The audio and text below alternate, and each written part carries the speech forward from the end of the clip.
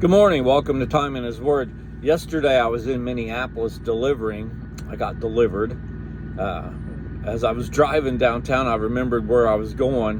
And it's a place that it's no fun to back in off the street, and the doors are narrow, but it's a challenge. And we always need a challenge in our day to keep us humble, if nothing else, as we can get cocky in our jobs and in our walk, and be strutting the big stuff, and then something like yesterday, challenge comes along, kind of puts you in your place.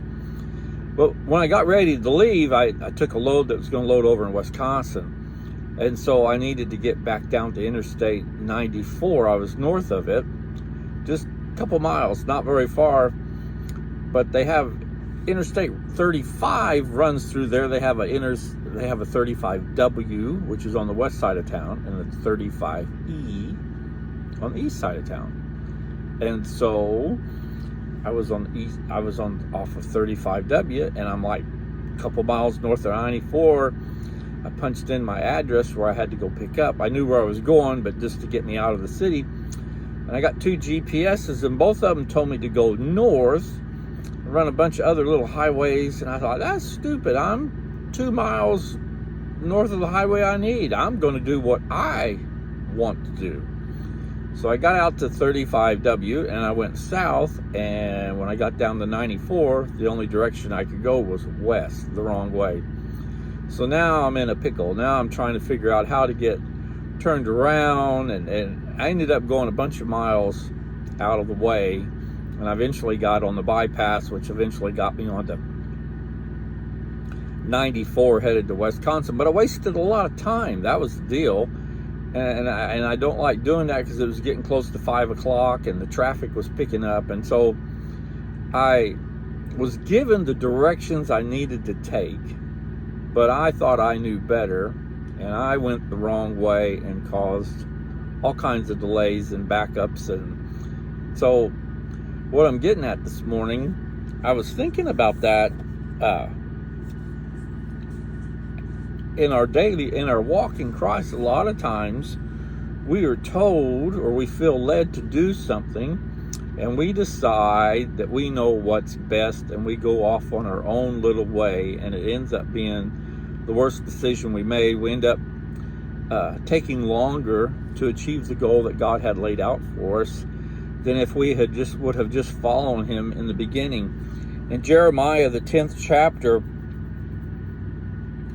verse 23 says this: I know, O Lord, that a man's way is not in himself, nor is it in a man's who walks to direct his steps. Correct me, O Lord, but with justice, not with your anger, or you will bring me down to nothing. That verse is telling me that when I get off on my own way and go against what God has wanted me to do, that angers him. And it's no different than as a child to your parents. When we were kids and they told us to do something, we went and did our own thing.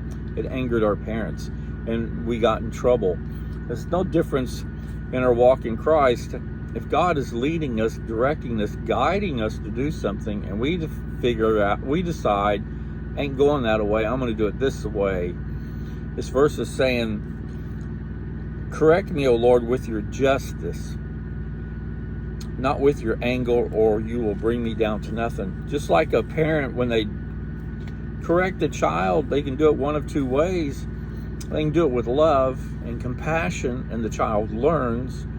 But if you do it out of anger and spite, the child doesn't learn anything.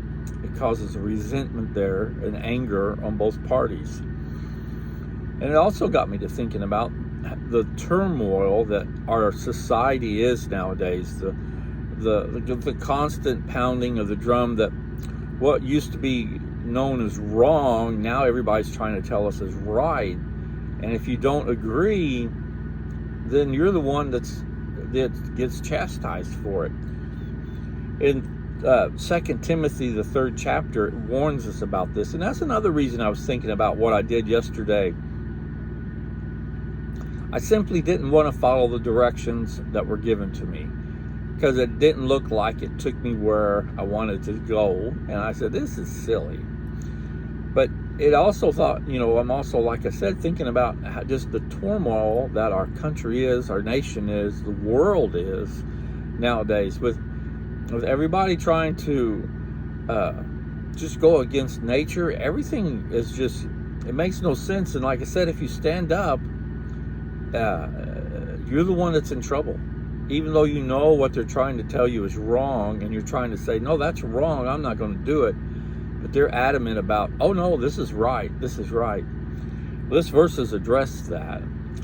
Starting in 2 Timothy, the first few verses in chapter 3. But realize this, in the last days, difficult times will come, for men will be lovers of self, lovers of money, boastful, arrogant, revealers, disobedient to parents, ungrateful, unholy, unloving, irreconcilable, gossip, without self-control, brutal, haters of good, treacherous, reckless, contrite, lovers of pleasure rather than lovers of God, holding to a firm form of godliness, although they have denied its power. Avoid such men as these. It's warning us, just like I said, now more than ever, if you know that something's wrong, you've got to stand up and say it's wrong no matter what comes to you. You could be the lone guy in the room that says, hey, that ain't right, I ain't doing it. But it only takes one person to stand up and say that, and others will join you. So think about that today. Are you bold enough? Are you strong enough in your faith? And as an individual, do you have a backbone that when you see something is wrong and they're trying to force it on you as being right, that you're able to stand up and say, no, that ain't right, I ain't doing it? And if you don't, how come?